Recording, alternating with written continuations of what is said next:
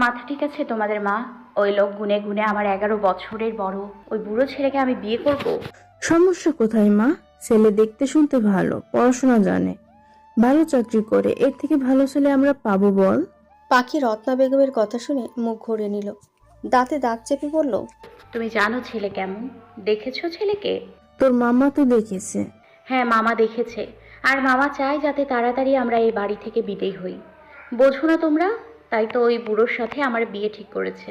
রত্না বেগম এবার মেয়ের মাথায় হাত বুলিয়ে বললেন, আমরা তোর মামাদের বাসায় থাকছি, খাচ্ছি, আর কতদিন তাদের অন্ন ধ্বংস করবো বলতো? মায়ের কথা শোন, লক্ষ্মী রাজি হয়ে যা বিয়েতে।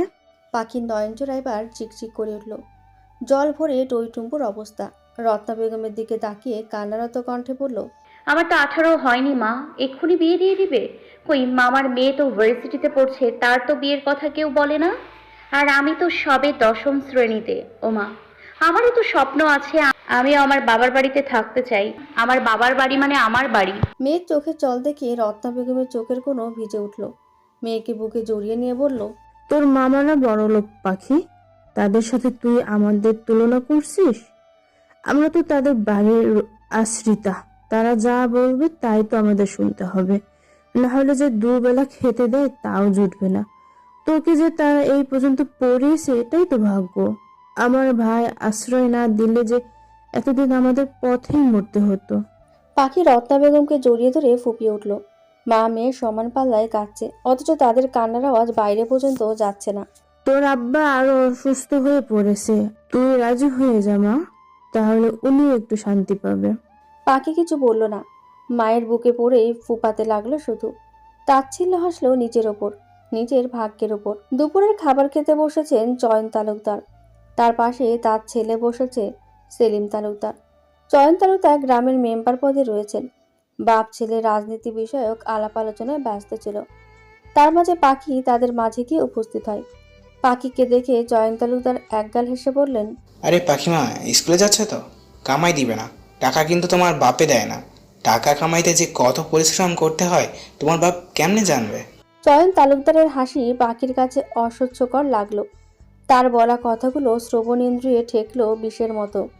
পাখি মসজিদ তালুকদারের দিকে কিছুক্ষণ ক্রুদ্ধ দৃষ্টিতে তাকিয়ে থেকে ব্যঙ্গ করে বলল, টাকা কামাইতে পরিশ্রম লাগে? আপনাদের টাকা দিয়ে আমি পড়ি না। আমার আব্বার জমি বিক্রি করে যে টাকা আসে সেই টাকা দিয়ে আপনি আমাদের খরচ চালান, আর সব তো অন্যের টাকা মেরে খান। এটা আবার পরিশ্রম বা কষ্ট হয় নাকি? মুখ সামলে কথা বলবি পাখি, না হলে তোর ওই জিভ টেনে ছিঁড়ে ফেলবো। চিল্লাবেন না একদম। এতদিন সহ্য করছি, আজ থেকে আর না। আমার বিয়ে কেন ঠিক করেছেন আপনারা? তোরে বিয়ে দিব না তো ঘরে রাজরানি করে রাখবো? তোর বাপের জমি তো সেই কবেই ফুরিয়ে গেছে। বসে বসে তো এখন আমার অন্ন ধ্বংস করছিস, তাও আবার মুখে মুখে কথা বলিস। ছি, নির্লজ্জ মেয়ে। বাপ মায়ের শিক্ষার অভাব। আর কাকেই বা কি বলছে, যার বাপ মা নিজেরাই বিয়ের আগে গভীর সম্পর্কে। চয়ন তালুকদার কথা সম্পূর্ণ করতে পারলে না, তার পূর্বেই পাখি বাঘিনীর ন্যায় গর্জে উঠল, আমার আব্বা মাকে নিয়ে একটা বাজে কথাও বলবেন না। চয়ন তালুকদার, আপনাদের আমি ছেড়ে কথা বলবো না।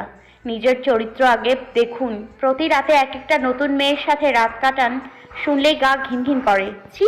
পাখির শেষোক্ত বাক্যখানা শেষ হতে ঠাস করে একটা চর পড়ল বাম গালে। শীর্ণ শরীরখানা হঠাৎ চরের আক্রমণ সামলাতে পারল না, ছিটকে পড়ল কিছুটা দূরে। মাথা উঠিয়ে সামনে তাকাতেই দেখল রাগী চোখের নারীকে। রত্না রাগে ফুঁসতে ফুঁসতে এগিয়ে গেল মেয়ের দিকে, হাতের বাহু ধরে টানতে টানতে নিয়ে গেল নিজের রুমে। রুমে এসে ধাক্কা মেরে ফেলে দিল। পিয়াস রহমান মেয়েকে এভাবে ধাক্কা মেরে ফেলে দিতে দেখে দুর্বল কণ্ঠে বলে উঠলেন, তুমি ওকে মারছো কেন রত্না? কি করছে আমার মেয়ে? কি করেনি তাই বলো? আমাদের একটু ভালো থাকা তোমার এই মেয়ে সহ্য হচ্ছে না, এই শান্তিটুকু ধ্বংস করতে চাইছে। আমার মেয়ে কখনো আমাদের খারাপ চায় না রত্না। তোমার মেয়ে আমাদের খারাপই চাই, নাহলে বিয়েতে রাজি হচ্ছে না কেন? বিয়ে? হ্যাঁ, তোমার মেয়ের জন্য ভাই একটা ছেলে দেখেছে, সে শিক্ষিত, ভালো চাকরি করে, মেয়ে সুখে থাকবে। কিন্তু তোমার মেয়ে, এই মেয়ে রাজি হচ্ছে না বিয়েতে। তার নাকি স্বপ্ন বাপের বাড়ি থাকবে। বলি, তার বাপ কি আদৌ বাড়ি করতে পারবে? রত্না বেগমের কথা শুনে পিয়াস রহমান মলিন হাসলেন, মেয়েকে কাছে ডাকলেন হাতের ইশারায়। পাখি কাঁদতে কাঁদতে বাবার কাছে গেল। পিয়াস রহমানের বুকে মাথা রেখে বাচ্চাদের নাই বলল, আপনি তাড়াতাড়ি সুস্থ হয়ে যান আব্বা, তারপর রোজগার করে একটা বাড়ি বানান। আমি সেই বাড়িতে থাকতে চাই আব্বা। এই বাড়িতে আমার দম বন্ধ হয়ে আসে আব্বা। পিয়াস রহমান ছোট্ট মেয়ের মাথায় হাত বুলিয়ে মিথ্যে সান্ত্বনা দিয়ে বলল, খুব তাড়াতাড়ি আমি সুস্থ হয়ে যাব মা। তারপর তোমার স্বপ্ন পূরণ করব। তুমি থাকবে তোমার আব্বার বাসায়। বলতে বলতে পিয়াস রহমানের চোখ দিয়েও পানি গড়ায়। পাখি পিয়াস রহমানের কপালে আলতো করে অধর স্পর্শ করায়। সে জানে তার আব্বা তাকে সান্ত্বনা দিচ্ছেন, তবুও তার ভালো লাগে এই সান্ত্বনাটুকু। দশম শ্রেণী পড়ুয়া পাখি তো জানে ক্যান্সার রোগ কাউকে ছাড়ে না। সে যাকে ধরে একেবারে শেষ করে দিয়ে যায়। রোগটা দিন দিন বাড়বে, তার আব্বাও একদিন শেষ হয়ে যাবে। ভাবতে পাখির বুকটা মোচড় দিয়ে ওঠে। তার আব্বা তাদের ছেড়ে চলে যাবে, ডাক্তার তো সেই কবে আশা ছেড়ে দিয়েছে। এখন আল্লাহ তাআলা যতদিন হায়াত লিখে রেখেছেন ততদিন পিয়াস রহমান তাদের মাঝে থাকবে। তারপর তারপর একদিন কঠিন সত্যকে সাদরে গ্রহণ করে নেবে। পাখির চোখের জল যেন থামছেই না, গড়িয়ে পড়ছে সে তার মতো। অকস্মাৎ পিয়াস রহমানকে জড়িয়ে ধরে বলে, আব্বা আব্বা আব্বা শুনছেন? শুনছি মা। আব্বা আমাকে একা রেখে যাবেন না, আপনি ছাড়া আমাকে কেউ বোঝে না। পিয়াস রহমান কথা বললেন না কোনো। তার যে সময় ফুরিয়ে এসেছে সে বুঝতে পারে। আর হাতে গোনা কয়দিনই বা বাঁচবে, 10 দিন, 20 দিন কিংবা 1 মাস, তার বেশি তো মনে হয় না। রত্না বেগম দূরে বসে মেয়ে আর স্বামীকে কাঁদতে দেখছিলেন। পিয়াস রহমান মলিন হেসে তাকে কাছে ডাকে। রত্না কাছে আসতেই পিয়াস রহমান বলেন, আমি চলে যাওয়ার পর আমার মেয়েটাকে কষ্ট দিও না। ওকে একটু বোঝার চেষ্টা করো। আমার মেয়েটাকে দেখার মতো বা ভালোবাসার মতো যে আর কেউ নেই। তোকে আজ পাত্রপক্ষের বাড়ির লোকজন দেখতে আসছে পাখি, কোনো ঝামেলা না করে ভালো করে রেডি হয়ে থাকবি। গতকাল রত্নাকে অনেক জোর করেছে সে বিয়ে করবে না বলে রাজি করিয়েছে। রত্না বেগম রাতের শেষ ভাগে এসে স্বীকার করেছিলেন সে বিয়ে দেবে না। কিন্তু ঘন্টা গড়িয়ে ভোরের আলো ফুটতেই মামি শাহিদা বেগমের উক্ত কথা শুনে পাখি চোখ তুলে শাহিদার দিকে তাকালো। মায়ের কথা শুনে সকালে বই নিয়ে বসেছিল। শাহিদার কথা শুনে পড়তে থাকা বইটা বন্ধ করে বসা থেকে উঠে কণ্ঠস্বর কঠিন করে বলল, আমি এ বিয়ে করব না, পাত্রপক্ষকে আসতে মানা করে দিবেন। ছেলে ভালো, বিয়ে করতে সমস্যা কোথায়? ছেলে যখন ভালো তাহলে নিজের মেয়েকে বিয়ে দিচ্ছেন না কেন? পাখি কথাটা বলে চেয়ারে বসে পড়ল। বইটা খুলে দৃষ্টি সেদিকে নিবদ্ধ করলো। পেছন থেকে শ্রবণে এলো শাহিদার তিক্ত তাচ্ছিল্য করা কণ্ঠস্বর। আমার মেয়ের সাথে তুই নিজেকে তুলনা দিচ্ছিস? আরে আমার মেয়ে কোথায় আর তুই কোথায়? ভালোভাবে বলছি, বিয়েটা করে নে, না হলে তোর ওই অসুস্থ বাপ সমেত তোদের বাড়ি থেকে বের করতে 2 সেকেন্ড ভাববো না আমি। বাক্যগুলো বলে শাহিদা রুম ত্যাগ করলেন। এদিকে পাখির নয়ন বেয়ে গড়িয়ে পড়ল গরম তরল। যতক্ষণ না নিজে বন্ধ হলো ততক্ষণ গড়তেই থাকলো। সে যে বড্ড অসহায়। তবে কি তার কপালে এসবই লেখা ছিল? পাত্রপক্ষের বাড়ি থেকে পাত্রের বাবা মা আর পাত্রের বোন এসেছে। পাত্রের ছুটি নেই বিদায় সে আসতে পারেনি। শাহিদা আর রত্না পাত্রপক্ষের সেবা যত্ন করতে ব্যস্ত। একটা সময় পাত্রপক্ষ মেয়েকে দেখতে চাইলে রত্না পাখির রুমে গিয়ে দেখে পাখি বাড়িতে পরা পুরনো জামা পরে বসে আছে। রত্না পাখির কাছে গিয়ে বলল, এভাবে বসে আছিস কেন? তোকে না তৈরি হয়ে থাকতে বলছি ভাবি। আমি এ বিয়ে করব না, রাতেই তো বললে বিয়ে দেবে না, তাহলে সকাল গড়াতেই তোমার ভাই আর ভাবি তোমার কানে কি বিষ ঢুকালো যে বিয়ে দিতে রাজি হয়ে গেলে? পাখির শক্ত কণ্ঠস্বর। রত্না নিশ্চুপ কিছুক্ষণ মেয়ের দিকে তাকিয়ে থেকে শান্তস্বরে বলে উঠল, তোর সাথে তর্ক করার সময় নেই আমার। যদি চাস তোর অসুস্থ বাপকে সাথে আমাদেরকে এ বাড়ি থেকে বের করে দিক ওরা, তাহলে তৈরি হতে হবে না তোর। এভাবে চলে আসিস সামনে, বলে দিস তুই বিয়ে করবি না, তারপর আমরা বাড়ি থেকে বের হয়ে যাব। তখন তুই নিশ্চয়ই শান্তি পাবি। আমাদের না মেরে তো তোর শান্তি হচ্ছে না। আমি বলি তুই বরং এক কাজ কর, এভাবে চলে যা তাদের সামনে। ছোট থেকে তো তোকে আমি আর তোর বাপ শান্তি দিতে পারিনি, এবার না হয় তুই শান্তি থাক, আমরাই মরি। রত্না বেগমের বাক্যগুলো এক একটা যেন সূচের মতো বিঁধল পাখির বক্ষস্থলে। নীরব থেকে কথাগুলো সহ্য করে নিল। অষ্টদায়ী খুলে কিছু বলতে নিলেই রত্না বেগম পাখিকে উপেক্ষা করে চলে গেলেন। পাখির টু শব্দটি শেষ হলো না। পাখি সেখানে দাঁড়িয়ে রইল স্থির হয়ে। জীবনের সবচেয়ে কঠিন পরিস্থিতিতে বোধহয় সে রয়েছে। কোনটা ঠিক কোনটা ভুল মাথায় ঢুকছে না। একদিকে মা বাবা তো অন্যদিকে নিজের ভবিষ্যৎ। সে কোনটা বেছে নেবে?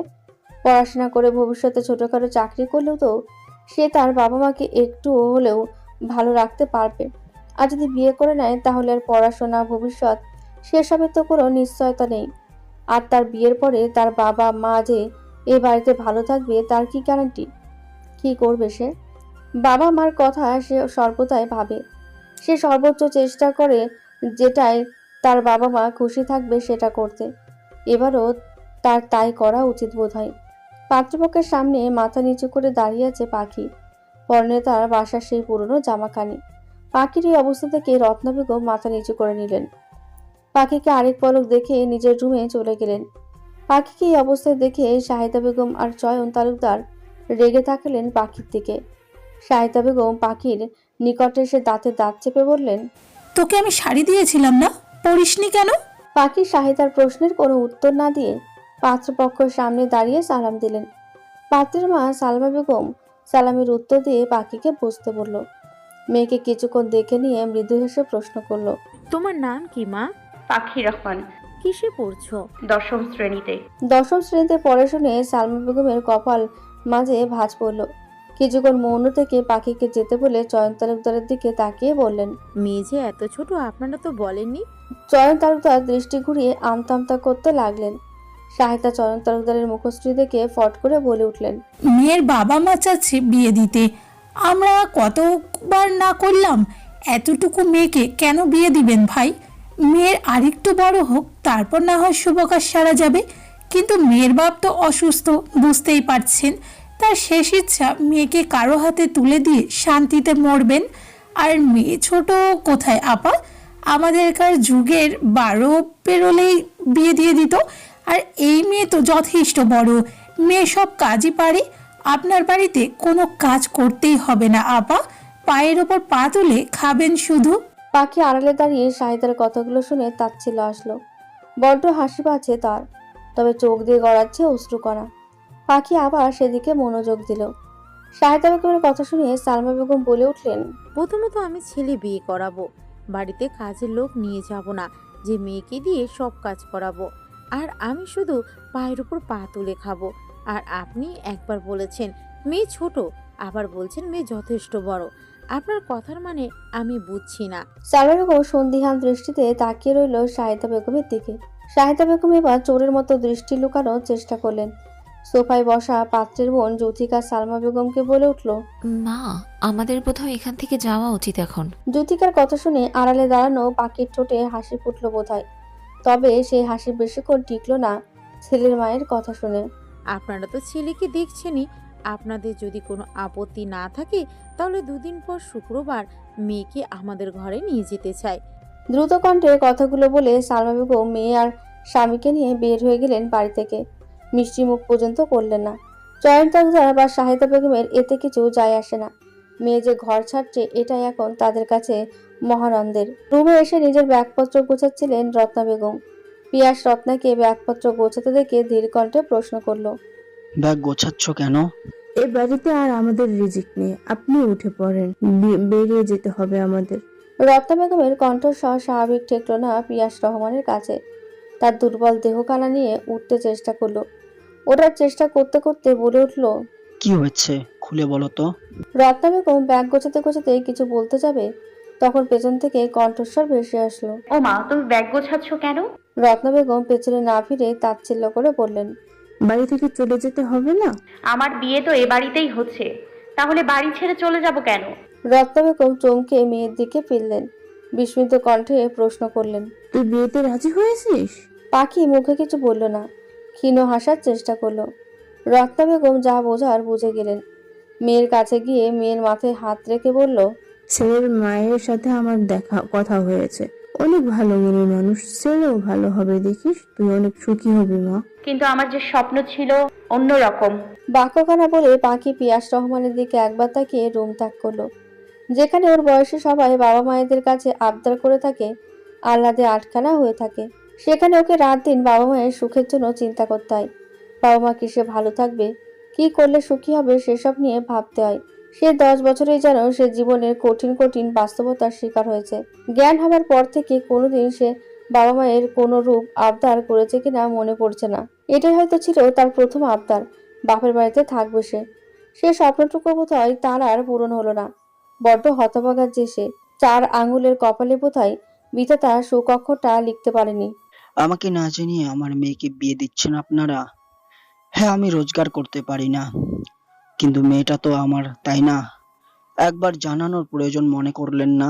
পিয়াস রহমানের কথার কোনো প্রত্যুত্তর করলো না চয়ন তালুকদার। সে সোফায় বসে টিভি দেখে যাচ্ছেন একটানে, যেন পিয়াস রহমানের বাক্যগুলো তার শ্রবণেন্দ্রিয় প্রবেশই করেনি। চয়ন তালুকদারের হেয়ালি দেখে পিয়াস রহমান পুনরায় বললেন, আমার মেয়ে যেখানে বিয়ে করতে রাজি নয়, সেখানে আমি আমার মেয়েকে বিয়ে দেব না। ছেলেপক্ষকে না করে দিবেন আপনারা? তাহলে বেরিয়ে যাও বাড়ি থেকে।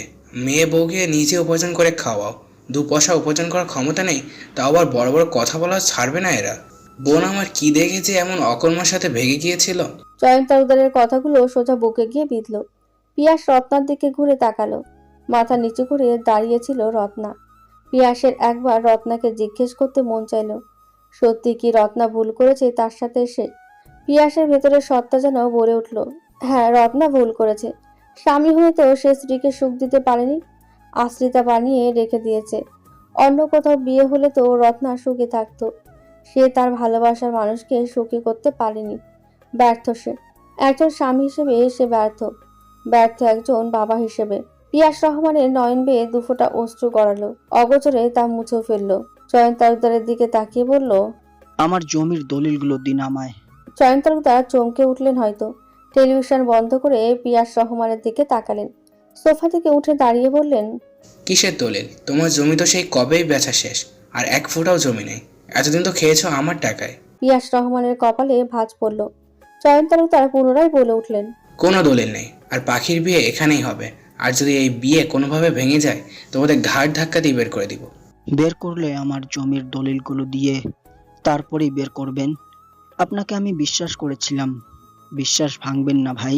পিয়াস চয়ন তালুকদারের দিকে কিছুক্ষণ তাকিয়ে থেকে ঘুরে ঘরের দিকে চরণ ফেললেন। রত্না বেগম তাকে ধরতে এলে পিয়াস তাকে বাধা দিয়ে নিজেই দুর্বল পা ফেলে ঘরে চলে গেলেন। রত্নাও গেল তার পিছু পিছু। পিয়াস আর রত্না যেতে শাহিদা বেগম চয়ন তালুকদারের কাছে এসে বললেন, ওরা পাখির বিয়ে দিবে তো? না দিলে যে আমাদের লস। দিবে দিবে, বিয়ে তো দিতেই হবে। আর আমাদের কোনো লস হবে না, হলে লাভ হবে, বুঝলে? একটা কথা শুনুনি, সোজা আঙ্গুলে ঘি না উঠলে আঙ্গুলটা বাঁকাতে হয়। রত্না, তুমি কি সত্যি আমাকে বিয়ে করে কোনো ভুল করেছো?